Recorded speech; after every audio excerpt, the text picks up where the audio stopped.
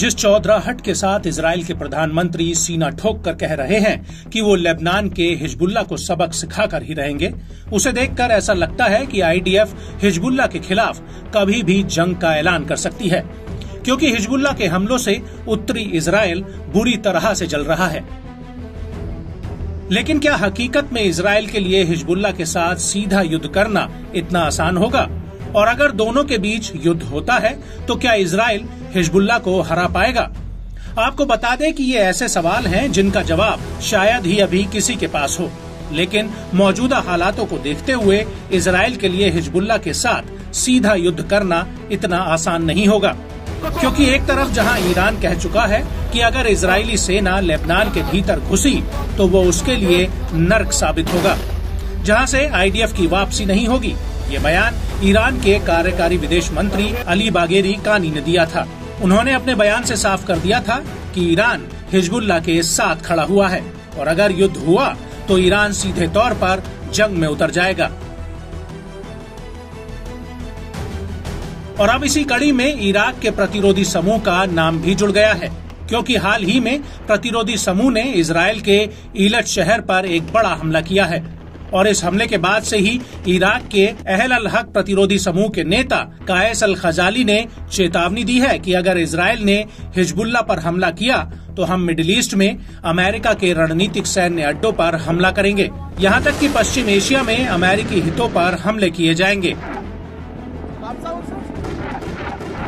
कायस ने आगे कहा कि यदि अमेरिकी इजराइल को समर्थन जारी रखते हैं और दुश्मन यहूदी अपने हमले को लेबनान और हिजबुल्लाह पर बढ़ाते हैं तो इलाके में अमेरिकी हितों और इराक में उनके लिए खतरा पैदा हो जाएगा। इजरायली शासन और प्रधानमंत्री बेंजामिन नेतन्याहू के नेतृत्व वाली उनकी चरमपंथी दक्षिणपंथी सरकार से अमेरिका को कोई फायदा नहीं होगा।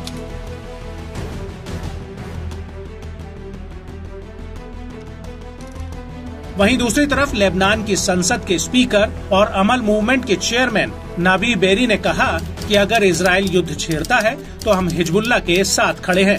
हम लेबनान की धरती पर लड़ रहे हैं, हम पूरी तरह से तैयार हैं और अगर इजराइल ने जमीन से लेबनान में घुसकर हमला किया तो हम हिजबुल्लाह के साथ सेना में शामिल होंगे।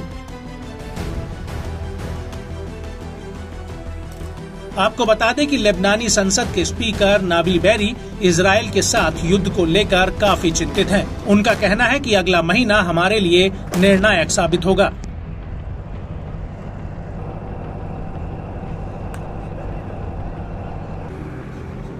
उन्होंने कहा कि मैं हालातों के नियंत्रण से बाहर जाने को लेकर बेहद ही चिंतित हूं। हम एक संवेदनशील और जटिल स्थिति में हैं और यथास्थिति आश्वस्त करने वाली नहीं है। मैंने राष्ट्रपति जो बाइडेन के मिडिल ईस्ट के लिए राजदूत एमोस हॉचस्टाइन से मुलाकात की थी और तेल अवीव के उनके दौरे पर मैं उनकी प्रतिक्रिया की उम्मीद कर रहा था। हालांकि ये नहीं हुआ और इससे इलाके में तनाव कम करने को लेकर अमेरिकी प्रयासों पर शक पैदा होता है। आपको बता दें कि नबी बेरी का ये भी कहना है कि एमोस ने जब उनसे मुलाकात की थी तो उस वक्त उन्होंने हिजबुल्लाह से बॉर्डर से 8 किलोमीटर पीछे हटने के लिए कहा था, जिससे स्थिति शांत हो। हालांकि नबी का कहना है कि मैंने उन्हें ये जवाब दिया था कि इजरायली सेना को ये उपाय करना चाहिए, क्योंकि इजराइल सुरक्षा परिषद के 1701वें रेजोल्यूशन का उल्लंघन कर रहा है और हम इसे पूरी तरह से लागू करने के लिए प्रतिबद्ध हैं।